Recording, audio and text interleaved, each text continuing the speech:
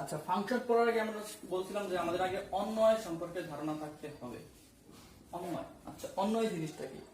যদি দুইটা নন MT set, মানে নন এমটি সেট বলতে উপাদান থাকতে হবে এমন দুটি সেট যদি আমরা নেই, এ এবং বি দুটি সেট নিলাম, এ এবং বি দুটি সেট নিলাম, ধরি এর উপাদান হচ্ছে 1 2 3 এবং বি এর উপাদান হচ্ছে ধরলাম x y z।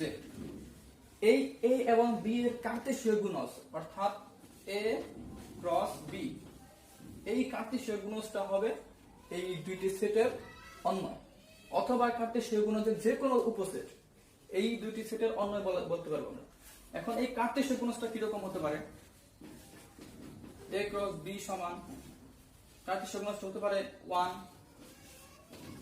x, এরপর 2 এর সাথে y, 3 এর সাথে z।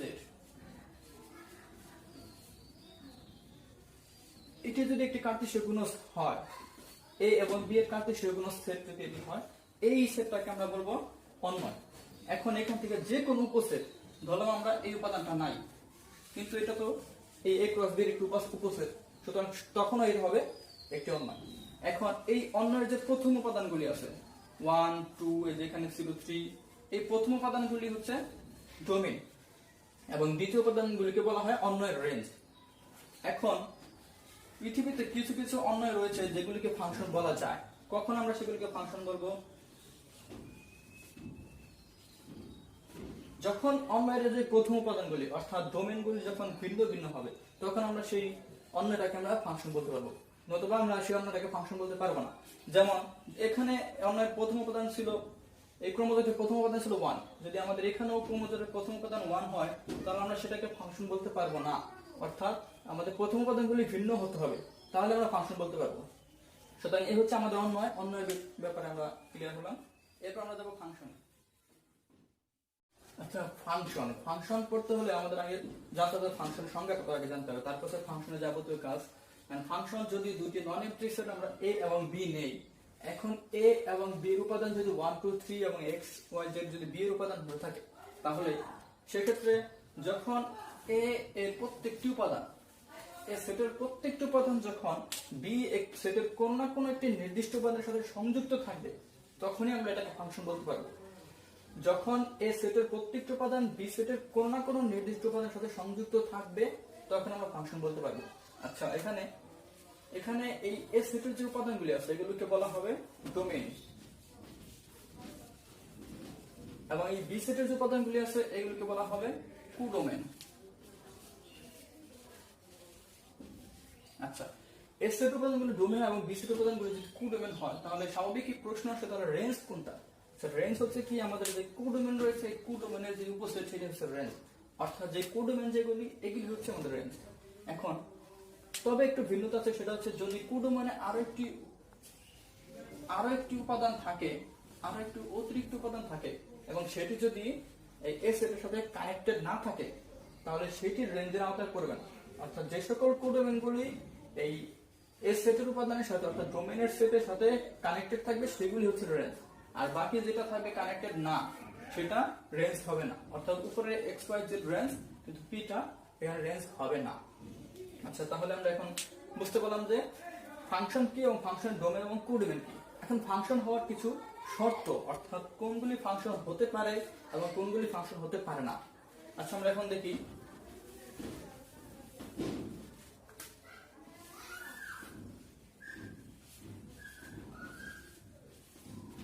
আমরা আগে দেখেছিলাম যে ফাংশনের এ সেটের প্রত্যেকটি উপাদান বি সেটের কোন না কোন একটি উপাদানের সাথে যুক্ত থাকতে হবে।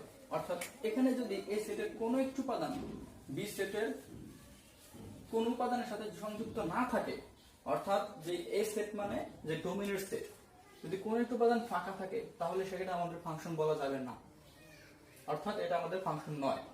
এটা হচ্ছে এক্স এর মান এবং ধরে নিলাম ওয়াই এর মান, সাপোজ, অর্থাৎ এটা ডোমেইন এবং এটা রেঞ্জ।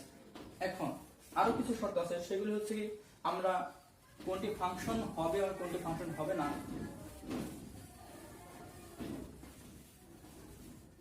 সেক্ষেত্রে আমরা মা ছেলে একটি নিয়ম ফলো করতে পারি। সেটি হচ্ছে, দেখো খুবই মজার, সেটা আমরা একটা সেট এ এবং একটা সেট বি যদি নেই, আমরা এই এ সেটটাকে আমরা ধরে নিব ছেলে এবং বি সেটটাকে ধরে নিব মা।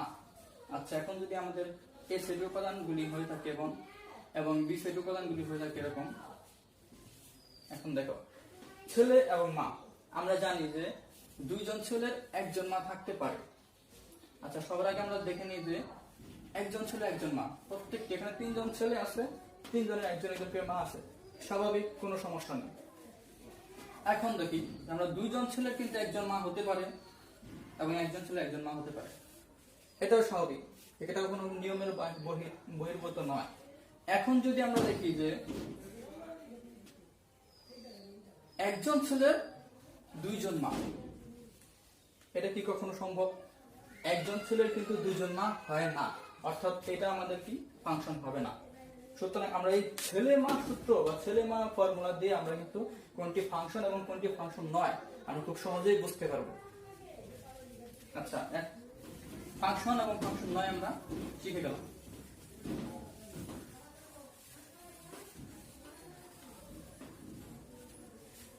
এরপর হচ্ছে কি আমাদের ফাংশন, এক এক ফাংশন যখন আমরা করব,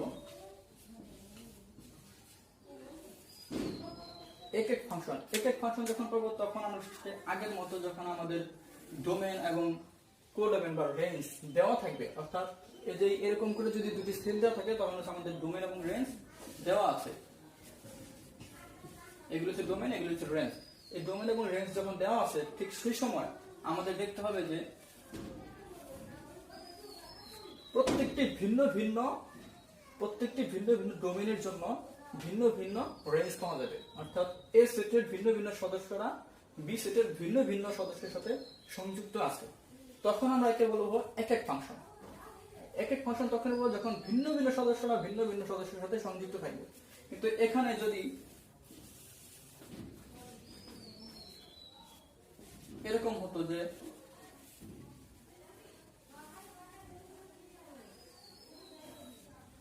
এ সেটের দুইটি সদস্য বি সেটের একটি সদস্যের সাথে সংযুক্ত আছে, অর্থাৎ এখানে কিন্তু ভিন্ন সদস্য না, দুটি সদস্য একই সদস্যের সাথে সংযুক্ত আছে, সেই ক্ষেত্রে কিন্তু এটি এক এক ফাংশন হতো না। ফাংশন হতো, ফাংশনের সূত্র অনুযায়ী ফাংশন হয়, কিন্তু এটা কিন্তু এক এক ফাংশন নয়, কারণ দুইজন একজনের সাথে সংযুক্ত। অবশ্যই একজন একজনের সাথে সংযুক্ত হতে হবে, তখন আমরা বলতে পারবো এক এক ফাংশন। আচ্ছা, এটা হলো গেল যে আমরা যখন ডোমেন এবং রেঞ্জ দেওয়া থাকবে, অর্থাৎ যে ডোমেন এবং রেঞ্জ উল্লেখ করে দেওয়া আছে, যখন ডোমেন এবং রেঞ্জ উল্লেখ করা থাকবে না সে সময় আমরা কি করব? যেমন একটি ফাংশন আকার যদি দেওয়া থাকে, যেমন ধরে নিলাম যে y is equal to f of x একটি ফাংশন, এই f of x একটি ফাংশন এক এক হবে কিনা তোমাদের প্রশ্ন করতে পারে যে একটি ফাংশন দিয়ে দিবে, ধরো যে f of x একটি ফাংশন দিলো যে x plus 3 একটি ফাংশন বা 5x plus 3 একটি ফাংশন, এই ফাংশনটি এক এক কিনা যাচাই করো, তখন তোমরা কিভাবে যাচাই করবে? আচ্ছা, এর আগে আমরা দেখি যে ফাংশনগুলি কিভাবে যাচাই করতে হবে। ধরে নিলাম আমরা y is equal to f of x একটি ফাংশন, এই ফাংশনটি এক এক কিনা যাচাই করতে হলে আমাদের x1 এবং x2 দুটি মান ধরতে হবে, সেই দুটো অবশ্যই এই দুটো ডোমেন, এই ফাংশনের ডোমেনের মধ্যে থাকতে হবে, অবশ্যই ডোমেনের মধ্যে থাকতে হবে।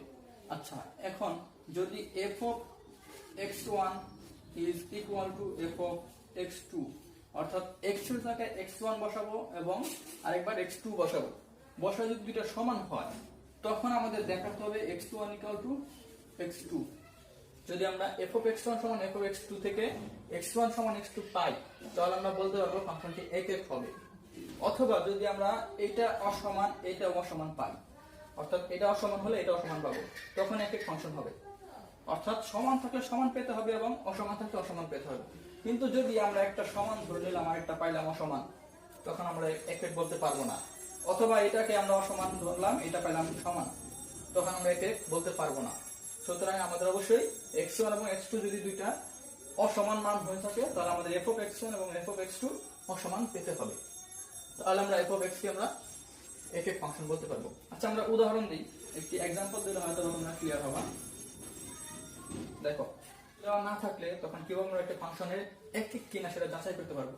অর্থাৎ বলে দিল যে y is equal to f of x বা f of x সমান 3x plus 2, suppose 3x plus 2 একটি ফাংশন x এর ফাংশন। এখন বলবো যে এই ফাংশনটি এক এক কিনা সেটা কিভাবে যাচাই করবো? আমরা যখন বলেছিলাম না যে x1 এবং x2 ধরে নিয়ে আমরা দেখতে হবে f of x1 এবং f of x2 কি সমান বা অসমান কিনা। আচ্ছা আমরা যদি ধরি x1 equal to 1 এবং x2 equal to -1। অঙ্কটি করতে গেলে এইভাবেই করবা যে ধরে নেবা x1 equal to 1 এবং x2 equal to -1। এখন ধরার পরে আমরা কিন্তু x1 এবং x2 টাকে অসমান ধরেছি, একটা 1 একটা -1 দুটো কিন্তু সমান না, অসমান ধরেছি। তো সুতরাং আমাদের f of x1 এবং f of x2 কি অসমান পেতে হবে। এখন f of x1 যদি আমরা বের করি, অর্থাৎ x এর জায়গায় আমরা x1 এর মানটা বসাবো, x এর জায়গায় x1 বসাবো, তাহলে f of x1 কত হবে? f of 3x1 + 2, অর্থাৎ x এর জায়গায় x1 হবে। এখন f of 3x1 এর মান কত আছে? আমরা 1 ধরেছি, তো 3 * 1 + 2 সমান কত হয়? 3 × 3 = 2 = 5, অর্থাৎ f of x1 এর মান পেয়েছি আমরা 5। এখন f of x2, তাহলে f of x2 3 * x1 এর জায়গায় হবে x2 + 2। এখন দেখো 3 * x1 এর মান কত ধরেছিলাম আমরা? -1 যদি x1 এর মান ধরে থাকি তাহলে এটার মানটা আসে কি আলটিমেটলি? এখানে আসে -3 + 2, তো আসে -1। অর্থাৎ আমাদের f of x1 এর মান পেলাম 5 এবং f of x2 এর মান পেলাম কত? -1।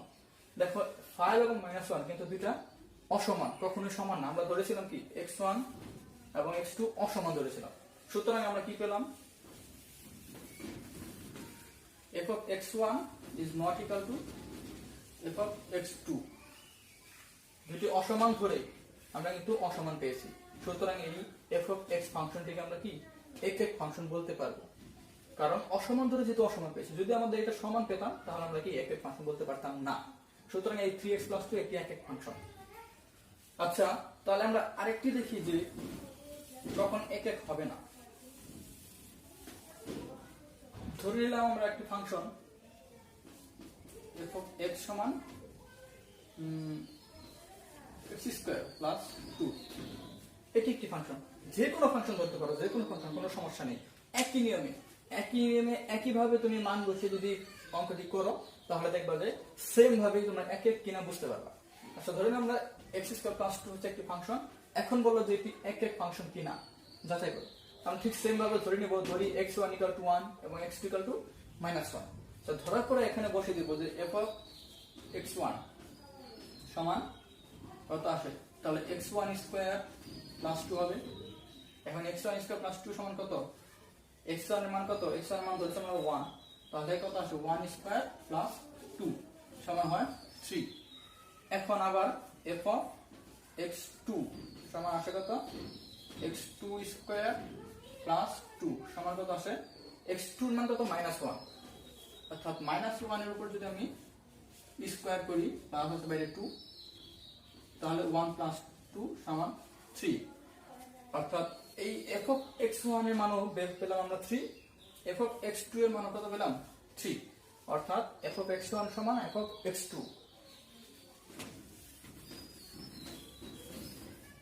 f of x1 সমান f of x2। কিন্তু আমরা কিন্তু এখানে x1 এবং x2 অসমানই ধরেছিলাম, 1 এবং -1। কিন্তু আমরা এখানে পেয়েছি কি f of x1 সমান পেয়েছি f of x2। যেহেতু f of x1 সমান f of x2 এবং x1 is not equal to x2, সুতরাং এটা আমাদের এক এক ফাংশন নয়, কারণ একটা সমান একটা অসমান। ক্লিয়ার? আচ্ছা এখন দেখো পৃথিবীর যত ফাংশন রয়েছে তাদের মধ্যে যদি x এর পাওয়ার যদি জোড় সংখ্যা হয়ে থাকে, অর্থাৎ x⁴, x⁴, x⁴, x⁴, দেখো x এর পাওয়ার সব জোড়। এই জোড় সংখ্যক পাওয়ার যখন থাকবে তখন সেই সকল ফাংশন এর এই x এর পাওয়ার জোড় থাকলে যত ফাংশন হবে সব ফাংশনগুলি কি হবে?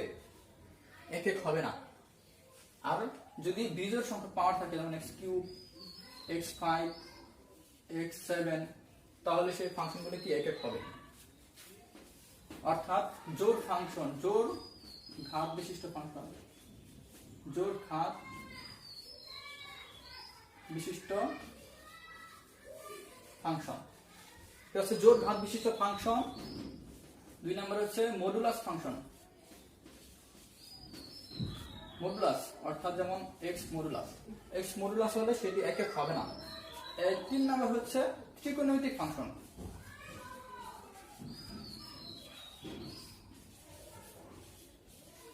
ত্রিকোণমিতিক ফাংশন এই তিনটা জিনিস ছাড়া পৃথিবীর যত ফাংশন রয়েছে সব ফাংশনই হচ্ছে কি একক হবে, শুধুমাত্র এই তিনটি ফাংশনই একক হবে না। আচ্ছা আমরা দেখি মডুলাসটা কিভাবে কখন আমাদের একক হবে না, কেন হবে না। মডুলাস ফাংশন যেমন বললো যে f of x equal to modulus x plus 3, এই ফাংশনটি একক কিনা। যেহেতু মডুলাস রয়েছে, আমরা জানি মডুলাস মানে কি, মডুলাসের ভিতরে যাই থাকে সেটার ফলাফল কি হবে, সবসময় পজিটিভ হবে।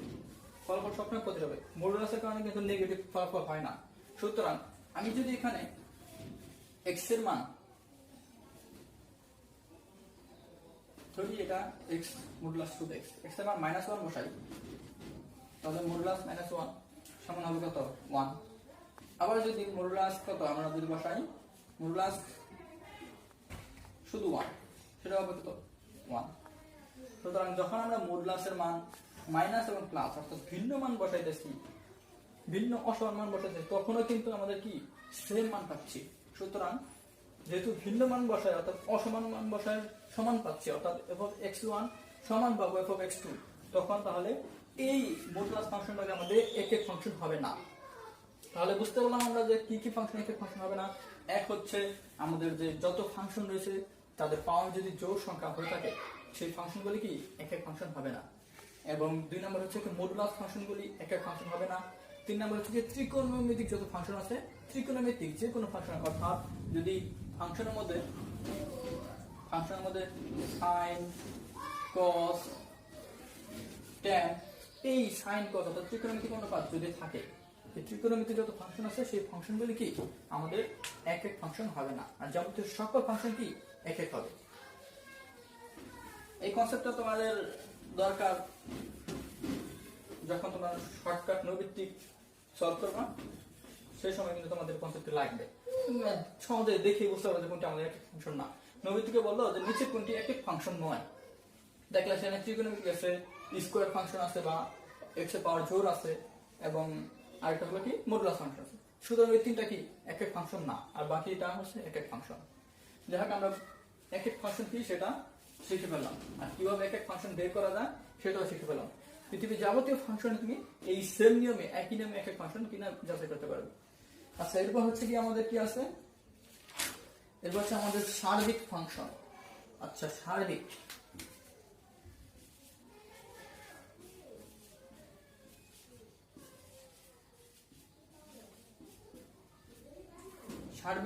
সার্বিক ফাংশন কি? সার্বিক ফাংশন সেটা হবে যদি আমাদের দুইটা সেট থাকে a এবং b, দুইটা সেট থাকে a এবং b, 1 2 3 এটা ধরলাম 4 5 6, a এবং b দুইটি সেট থাকে। b সেটের প্রত্যেকটি উপাদান, b সেটের যে তিনটি উপাদান আছে এখানে, b সেটের যত উপাদান থাক প্রত্যেকটি উপাদান a সেটের কোন না কোন উপাদান থেকে আসতে হবে। অর্থাৎ বি সেটের প্রত্যেকটি উপাদান এ সেটের কোন না কোন উপাদানের সাথে সংযুক্ত থাকতেই হবে, তাহলে সেটাকে আমরা সার্বিক ফাংশন বলতে পারবো। যেমন একের সাথে সম্পর্ক এটা, 2 এর সাথে এটা, 3 এর সাথে, এই প্রত্যেকটা ফাংশন কিন্তু একটা একটা উপাদানের সাথে সংযুক্ত আছে, সুতরাং এটা আমার একক ফাংশন হবে। যখন আমরা দেখবো যে একটা ফাংশন এখানে সংযুক্ত নাই, বি সেটের অর্থাৎ ডোমেইন সেটের রেঞ্জ সেটের একটি ফাংশন সংযুক্ত নাই, এই একটা রেঞ্জ অর্থাৎ একটি কোডোমেইন বা রেঞ্জ যেটা হোক, বি সেটের একটি উপাদান ফাঁকা আছে, এটা কিন্তু কানেক্টেড না, তখন আমরা এটাকে একক বলতে পারবো না, সার্বিক বলতে পারবো না। সার্বিক ফাংশন কি ডোমেইন এবং রেঞ্জের সংখ্যা সমান হতে হবে, ডোমেইন এবং রেঞ্জের সংখ্যা সমান হতে হবে, অর্থাৎ কোনো কোডোমেইন থাকবে না। এটা কিন্তু কোডোমেইন, রেঞ্জ না, কোডোমেইন, অর্থাৎ এটা কানেক্টেড না। যদি কানেক্টেড না থাকে তাহলে সেটা সার্বিক ফাংশন বলতে পারবো না। বুঝতে পারছি সার্বিক ফাংশন? আচ্ছা কোনো ফাংশন যদি আমাদের একই সাথে একক এবং সার্বিক হয় তাহলে সেই ফাংশনগুলিকে আমাদের 1-to-1 ফাংশন অর্থাৎ সর্বব্যাপী ফাংশন বলা যেতে পারে। সর্বব্যাপী, এটা হচ্ছে তোমরা হয়তোবা এমসিকিউতে পরবর্তীতে পেতে পারো যে কোন ফাংশনটি সর্বব্যাপী, একক এবং সার্বিক দুইটাই হতে হবে একসাথে, তাহলে সেটা হচ্ছে সর্বব্যাপী ফাংশন। আচ্ছা কিছু ফাংশন যেমন ধরো আচ্ছা, যদি দুটি সেট এ সমান এত এবং বি সমান এত হয়ে থাকে, এখন এই সেটটা কি সার্বিক কিনা? হ্যাঁ, অবশ্যই সার্বিক। দেখো যে এ ওয়ান এর সাথে এটা কানেক্টেড, এর সাথে এটা, এটার সাথে এটা, অর্থাৎ প্রত্যেকটা উপাদানের সাথে বি সেটের প্রত্যেকটা উপাদান এই সেটের কোনো না কোনো উপাদানের সাথে সংযুক্ত আছে, সুতরাং এটা কি সার্বিক সেট। এখন আরো একটি ধরো একটি ফাংশন বললো যে সার্বিক কিনা। ধরো বলে দিচ্ছে এফ অফ এক্স। আচ্ছা, এফ অফ এক্স ওয়াই সমান এফ অফ এক্স আমরা জানি, ওয়াই সমান ধর বললো যে এক্স স্কোয়ার প্লাস 3, একটা ফাংশন। এই ফাংশনটি সার্বিক কিনা? দেখো এখানে ওয়াই এর মানগুলো আমরা কিভাবে পাবো? এক্স এর কোনো না কোনো একটা মানের মাধ্যমে। যদি এক্স এর মান না থাকে, এক্স এর মান না বসাই, আর ওয়াই মান আমরা পাবো? ওয়াই মান পাবো না। সুতরাং এক্স এর কোনো না কোনো মান থেকে কিন্তু আমরা ওয়াই মান পাবো। যদি এক্স এর মান 0 হয় তাহলে ওয়াই মান পাবো কত? আমরা 3। এক্স এর মান 1 হলে ওয়াই মান পাবো আমরা কত? 4। সুতরাং এক্স এর কোনো না কোনো মান থেকে আমরা ওয়াই এর একটি মান পাবো। সুতরাং এই ফাংশনটি একটি কি সার্বিক ফাংশন। সুতরাং সার্বিক ফাংশনটি আমরা বুঝতে পারলাম। এখন যত ফাংশনই আছে যদি বলা যায় সার্বিক ফাংশন কিনা, তোমরা এভাবেই বের করে নিতে পারবা। আমি জাস্ট বেসিক কনসেপ্টটা বেসিক ধারণা দিতেছি। তোমরা বইয়ের ভিতরে যত সমস্যা, যত প্রবলেম আছে সবগুলি তোমরা যখন সলভ করবা এই নিয়মগুলি ফলো করে দেখবে সবই পারবে। যেটা না পারবে অবশ্যই কমেন্টে আমাকে প্রশ্ন করবে, আমি পরবর্তীতে অ্যান্সার দেওয়ার চেষ্টা করব। আচ্ছা, সার্বিক ফাংশন চলে গেল।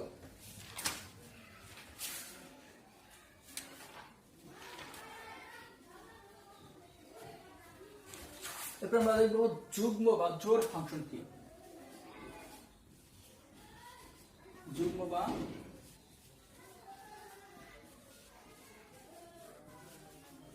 জোড় ফাংশন।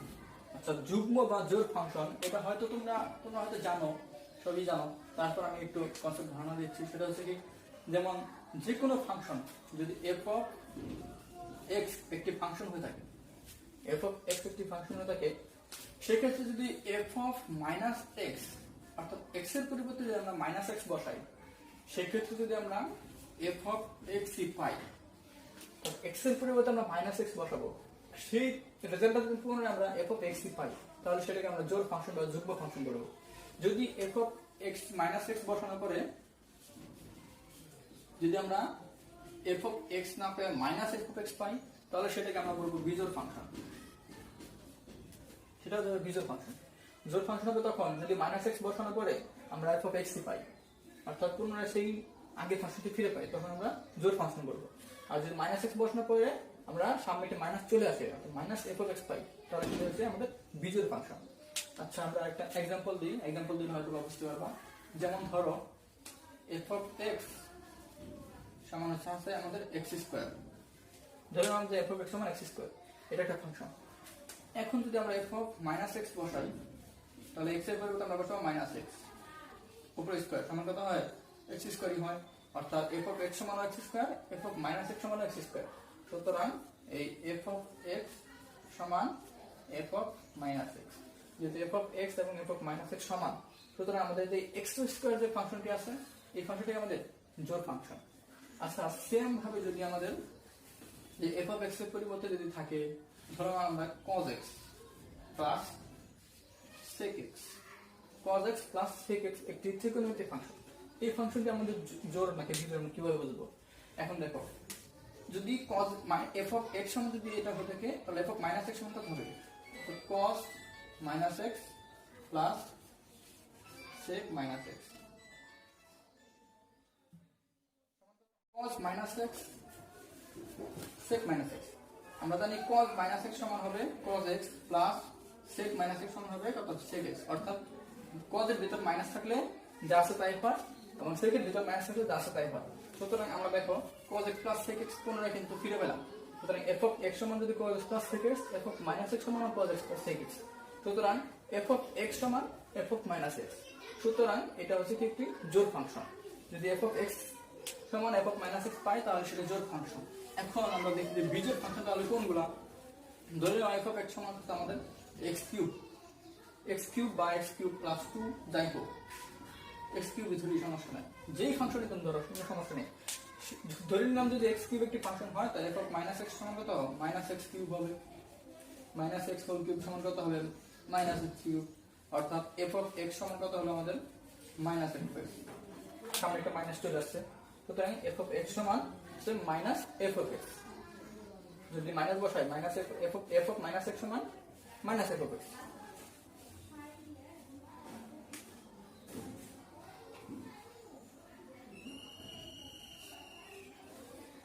আমরা আগে পেয়েছিলাম কি এফ অফ মাইনাস এক্স সমান এফ অফ এক্স পেয়েছিলাম, অর্থাৎ এক্স এর মান যদি আমরা এক্স এর পরিবর্তে মাইনাস বসাই তখন কি আমরা যদি পুনরায় সেই এফ অফ এক্স পাই তাহলে সেটা জোড় ফাংশন।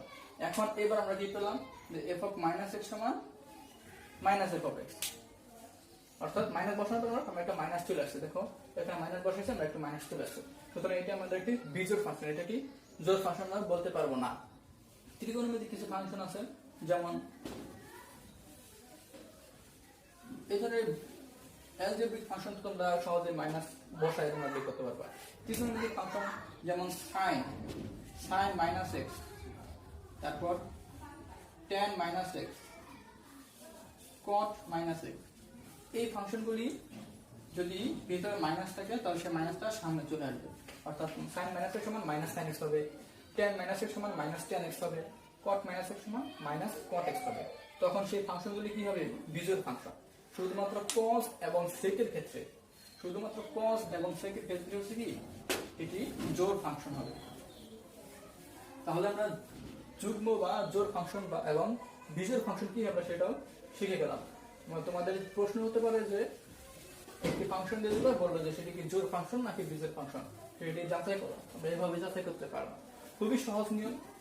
এই সেম নিয়ম ফলো করে তুমি পৃথিবীর যাবতীয় যত ফাংশন রয়েছে সব ফাংশনগুলো কি যুগ্ম বা অযুগ্ম কিনা বের করতে পারবা। আচ্ছা, এরপর হচ্ছে কি আমাদের কি আছে, একটি ফাংশন আছে অভেদ বা একক ফাংশন কিনা। অভেদ বা একক ফাংশন, ধরে নিলাম আমরা যে কোনো একটি ফাংশন, এখানে 1 2 3, এখানে আছে 4 5 6, এটা হচ্ছে একটা সেট এ, এটা একটা সেট বি সংযুক্ত, ঠিক আছে, এটি একটি ফাংশন। এখন যদি আমাদের এই ফাংশনের 1 2 3 এর মান যদি আমাদের এই পাশে 1 2 3 হয়, অর্থাৎ একটি উপাদানের প্রতিচ্ছবি, অর্থাৎ এই সেটের যে প্রতিচ্ছবিগুলি, এই সেটের যে মানগুলি পাবো সে বি সেটের যে মানগুলি যদি সেম হয়ে থাকে, অর্থাৎ 1 এর প্রতিচ্ছবি 1, 2 এর প্রতিচ্ছবি 2, 3 এর প্রতিচ্ছবি 3, এখানে যদি 4 থাকতো 4 এর প্রতিচ্ছবি 4, 5 এর প্রতিচ্ছবি 5, যদি এরকম হয়ে থাকে তাহলে সেই ফাংশনগুলি বলা হয় একক বা অভেদ ফাংশন। যত ফাংশন থাকবে যদি তুমি 1 বসে যদি 1ই পাও, যেমন ধরো f of x সমান x স্কয়ার, এক্ষেত্রে যদি তুমি 1 বসাও x এর মান, তো সেক্ষেত্রে কিন্তু তুমি ফলাফল 1ই পাবা। f of 1 বসালে ফলাফল কিন্তু 1 পাবা, অর্থাৎ 1 স্কয়ার সমান 1, তাহলে সেক্ষেত্রে কিন্তু 1 বসালে তুমি কিন্তু 1ই পাচ্ছ। তখন সেক্ষেত্রে এই ফাংশনটি হবে কি অভেদ বা একক ফাংশন। আচ্ছা, এগুলি হচ্ছে তোমাদের নৈর্ব্যক্তিকের জন্য কাজে লাগবে, অঙ্কের জন্য তেমন কাজে লাগবে না, কমই আসে। আচ্ছা, আমরা এখন পড়ব কি ধ্রুবক ফাংশন। ধ্রুবক ফাংশনটা কি? ধ্রুবক ফাংশন হচ্ছে কি একটি ফাংশনের যে এই সেটের যে উপাদানগুলি আছে, অর্থাৎ কোন একটি সেটের প্রতিচ্ছবি যদি বি সেটের একটি মাত্র উপাদানের প্রতিচ্ছবি হয়, প্রতিচ্ছবির জন্য একটি মাত্র উপাদানই হয়, তখন হবে কি আমরা সেটাকে ধ্রুবক ফাংশন বলতে পারবো। এখানে দেখো 1 2 3 সব কয়টি উপাদানের প্রতিচ্ছবি কিন্তু 6, সুতরাং এটিকে আমরা ধ্রুবক ফাংশন বলতে পারবো। এখন দেখো কোন একটি ফাংশন যদি দেওয়া থাকে তাহলে সেক্ষেত্রে ধ্রুবক ফাংশন আমরা কিভাবে বলবো, যেমন এখানে f of x = x² - 5x + 6, এখানে যদি আমরা f of 3 সমান ধরি f of 3, অর্থাৎ 3 বসাই এইখানে, তাহলে আমাদের f of 3 বসালে এটা মান পাচ্ছি আমরা 0, f of 2 বসালে আমরা মান পাচ্ছি 0। এখন সুতরাং f of 3 সমান 0 সমান f of 2, সুতরাং এটা একটি ধ্রুবক ফাংশন, অর্থাৎ কারণ ভিন্ন মান বসানোর পরে আমরা কিন্তু একই মান পাচ্ছি বারবার, সুতরাং এটাকে আমরা ধ্রুবক ফাংশন বলবো। আচ্ছা, এরপর আমরা করবো হচ্ছে কি ধ্রুবক ফাংশন বুঝতে পারলাম। এখন আমরা যাবো হচ্ছে ফাংশনের ডোমেন এবং রেঞ্জ। কিভাবে একটি ফাংশন, যখন ফাংশনের ডোমেন রেঞ্জ কিভাবে বের করা যায়, সেই সকল ফাংশনের ডোমেন রেঞ্জ বের করা শিখবো আমরা। আচ্ছা, ডোমেন